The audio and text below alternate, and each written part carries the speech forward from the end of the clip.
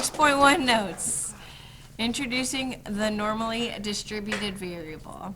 So we have our two goals today, applying the properties of density curves and calculating the standardized version of a variable. Density curves, by definition, will you read that one for us, please, Alia? An important aspect of the distribution of a variable is its shape, in that we can frequently identify the shape of distribution with a smooth curve called The density curve. Well done.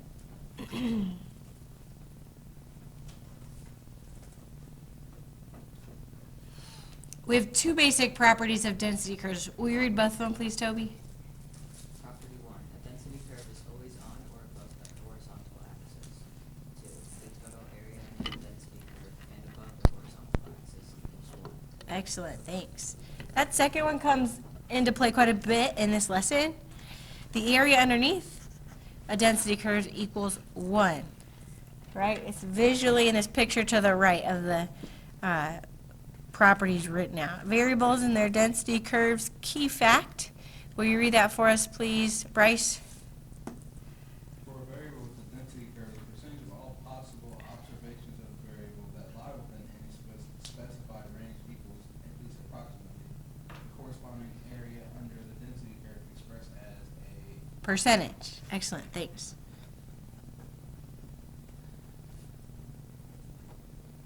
There's three main ways that we look at that. Either we look at a delimiting value like C and we look to the left of that value, or like this example B, we look at a delimiting value like D and we look to the right. We look at the area to the right of that value. Or we look at two values and we look in between them. Example 1, read for us, please, Ganesh. The area under a particular normal curve between 6 and 8 is 0.7549. A normally distributed variable has the same mean and standard deviation as the parameter for this normal curve. What percentage of all possible observations of the variable lie between 6 and 8? Excellent. So we're just applying that previous definition where we can easily convert area to a percentage by shifting that decimal point 2 places. So 0.7549 as a percentage is equal to 75.49%. Really just laying the foundation today about the normally distributed variable.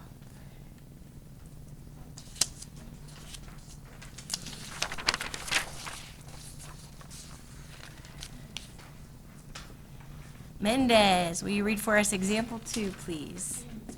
Assume that the variable under consideration has density curve. The area under the density curve that lies to the right of 16 is 0.342. Great. So if I were to sketch that out, I know a density curve doesn't always look like a normal curve, but this is just a sketch for the purpose of visualization. The middle of my density curve, if it were a normal curve, would be mu, my mean. If 16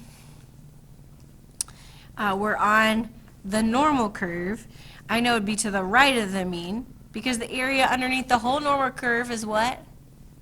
1, or the whole density curve is 1.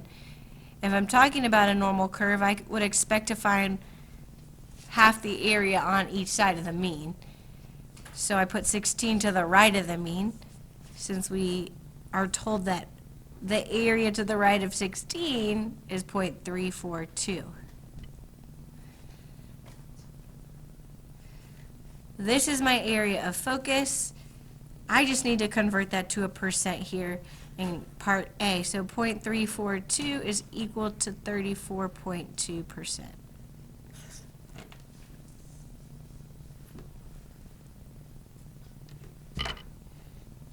Part B says what percentage of the observations of the variable are at most 16. So if I have 34.2% to the right of 16, what percent would I expect to find to the left? I just subtract 1 minus 0.342.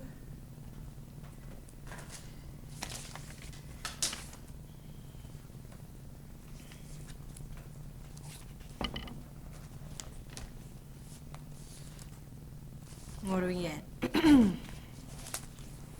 Mendez?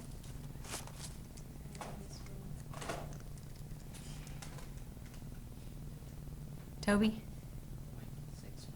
0.65. Good, 0.658. Which is equal to, just move it 2 places to the right, 65.8%.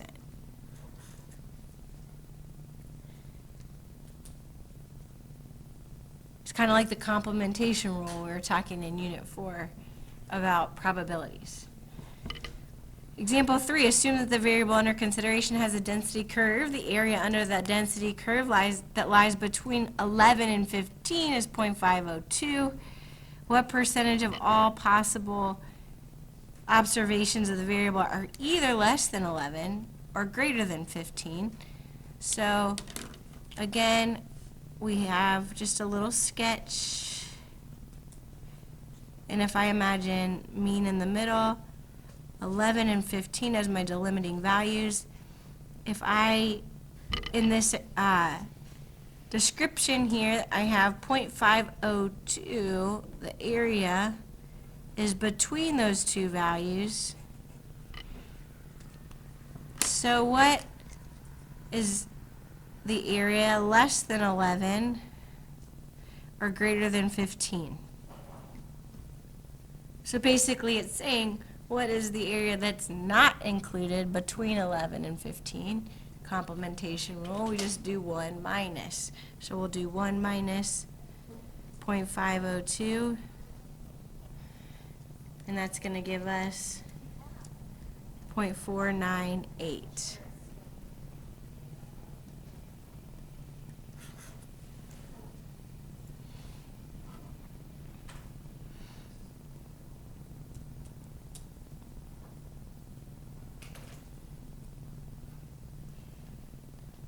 Dylan, will you read for us example 4, please? Assume that the variable under consideration is the density curve. It is given that 28.8% of all possible observations of the variable are conservation. Thanks. Less than 19, so I draw my little curve. Mean in the middle. 28.8% or less than 19, so somewhere down here.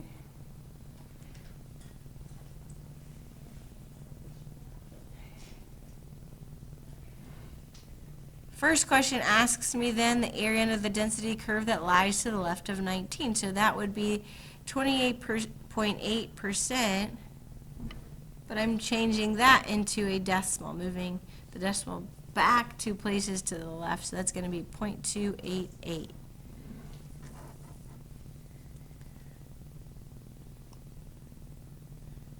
Next question asks, what about the areas to the right of 19? We should be familiar by now. Go ahead and calculate what that area would be.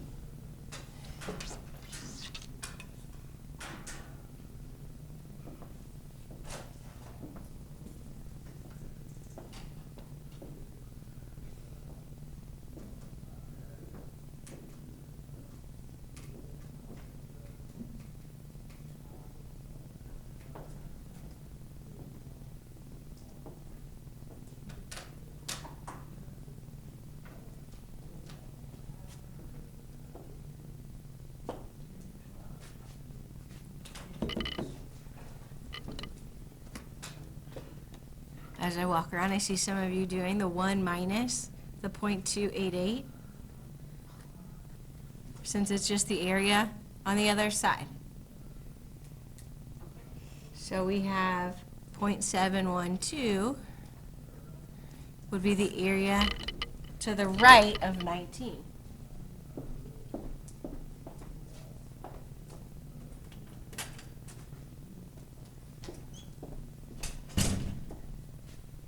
Example 5 is testing our knowledge of the properties of a density curve. Will you read that one for us, please, Grayson? The curve has an area of 0.605 to the left of 65 and an area of 0.295 to the right of 65. Could this curve be a density curve for some variable? Could it be a density curve? So it's saying, hey, does it meet the criteria? Why not, Ganesh? If you That's a great answer. The answer is no. Because when you add 0.295 plus 0.605, it does not equal 1. By definition, it's got to equal 1 in order to be considered a density curve.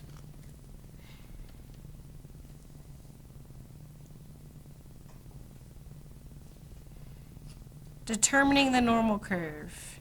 The normal distribution, and therefore the curve, is determined by two things. Two things. The mean and the standard deviation. That's what determines your normal curve. Mean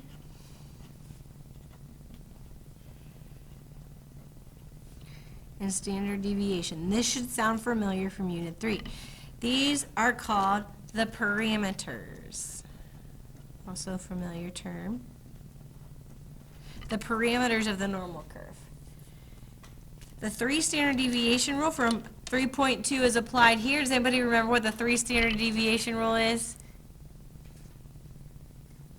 Almost all of the data can be found within 3 standard deviations of the mean.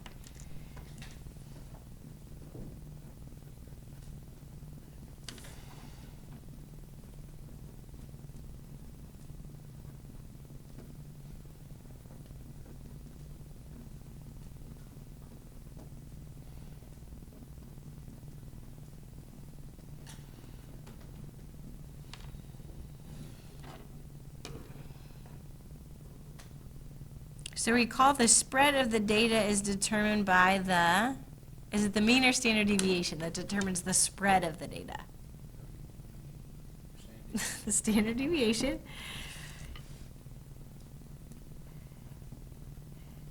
Remember when we calculate that, that's describing how far away the data is from the mean. That's the definition of standard deviation. Well, the mean determines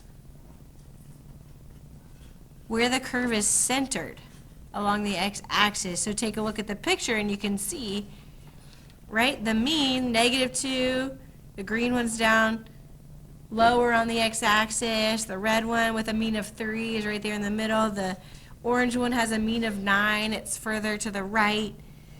And then you look at their standard deviations, the skinniest one is the one with the smallest standard deviation, the widest one has the largest standard deviation. It's spread out more.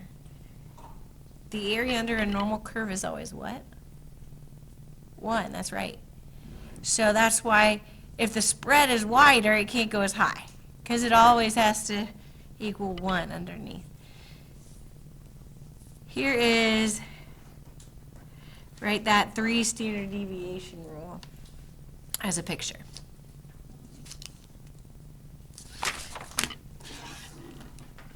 Turn it over here. We have the standardized, normally distributed variable. We're going to bring that Greek back into play. A couple of those Greek variables or values that we've talked about in the past. The definition.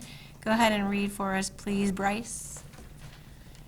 A normally distributed variable having a mean Mu. We'll plug in. We'll write mu in there. and standard deviation Sigma. is said to have a standard normal distribution with the curve called the standard normal curve. Excellent. That's right here, to the right. Here's the standard normal curve. The magic is you can use this formula for the standardized normally distributed variable x. We can convert all normal curves into the standard normal distribution. So you can see that using this formula here. All of our curves from the previous page, we plug them into that formula, and out comes the standard normal curve. So for a normally distributed variable, we can find the percentage of all possible observations that lie within a specified range by first expressing the range in terms of z-scores, and second, determining the corresponding area under the standard normal curve. So that's coming tomorrow. We're going to do that more specifically. We're going to use a chart to help us determine all percentage under the normal curve, given any value, not just 1, 2, and 3 standard deviations from the mean, like we've done previously in Unit 3. So example 6 says, will you read that for us, please, Toby? Which normal distribution has a wider spread? The one with mean 9 and standard deviation 4, or the one with mean 4 and standard deviation 9? Which one is it?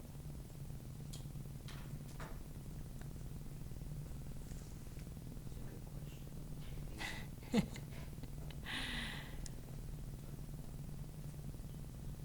question. Which one determines spread, mean or standard deviation? Grayson? Determines spread. Oh, I heard it over here. Standard deviation, right? So which one has the bigger standard deviation? The second one. That's what you said. So the second one is going to have the wider spread. I'm just underlining it. Example 7, read that one for us, please, Grayson. true or false, the mean of a normal distribution has no effect on its spread. True or false? Who wants to give that one a try? Bryce? Let's do false. Wait, no, it's true. It is true. It's true. Question. The mean does not determine the spread. What determines the spread? Standard deviation. That's right. So the mean I could literally look back a page right here where we said the mean determines where the curve is centered along the x-axis. Copy that down.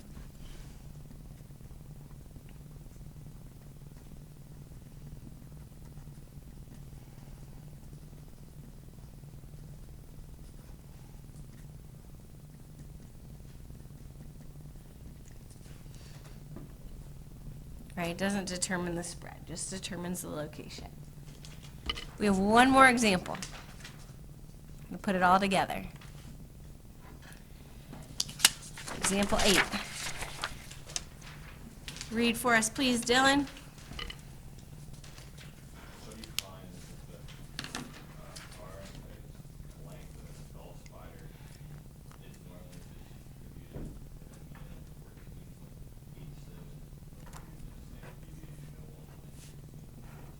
length for an adult spider. Excellent, thank you. Sketch the distribution of the variable x.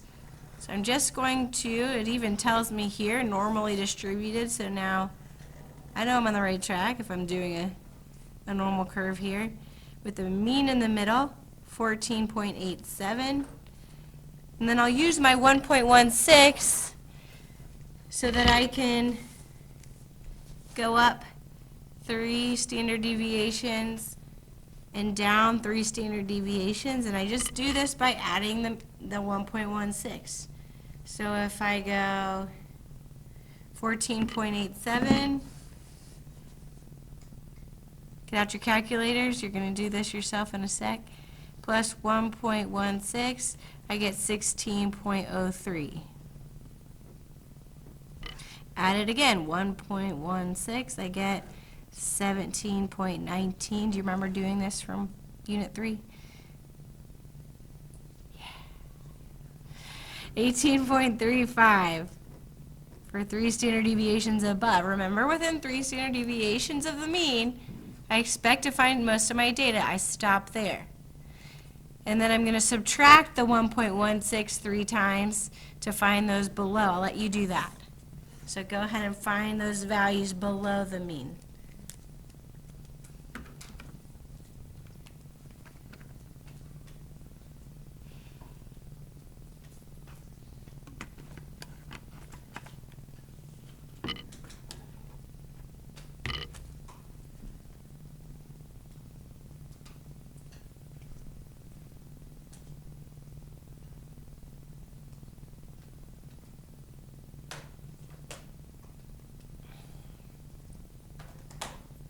Mendez, what'd you get? I got 13.71, 12.55, and 11.31. Well done. Thank you. Hopefully you got something like that when you did your calculating, and that is letter A. So we sketched the distribution of the variable. And then it says obtain the standardized version of z of x. So z from the previous page is x minus mu divided by sigma. You might recall that from our previous unit, we talked about with samples instead of population, x minus x bar divided by s. Same thing, just the different variables for when we're talking about the population. So we plug in, the x stays there, we plug in the mu, 14.87, and the sigma, the 1.16. And we're just finding that equation.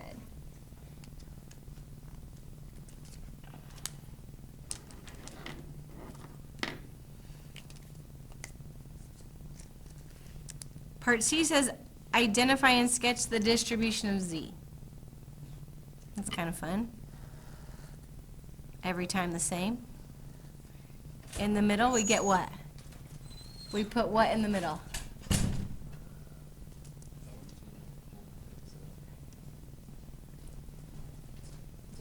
That's it.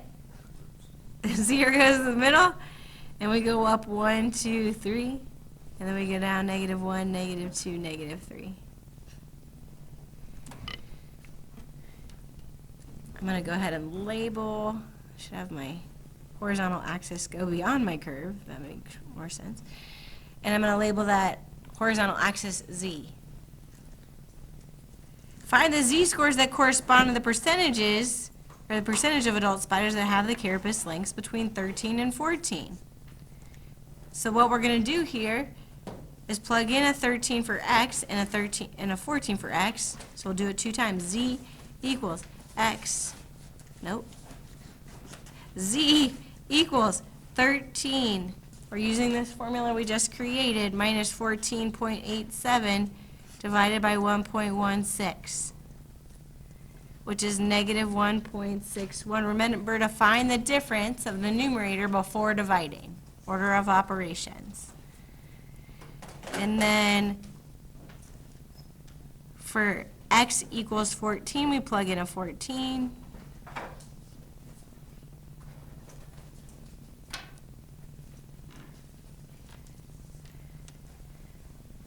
-0.75.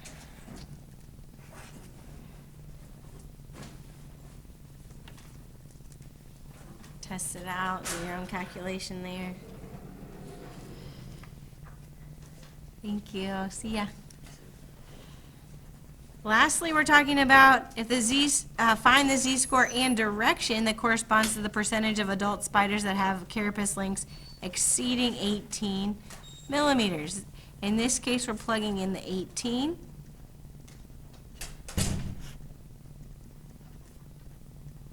We should get about 2.7. There's this additional piece that asks us for the direction, so we would say, since it says exceeding, we would say we're talking about all values to the exceeding right or left? Right. To the right of 2.7. This concludes our notes from 6.1. Like and subscribe. Hit those bell notifications. Yeah. Like and subscribe.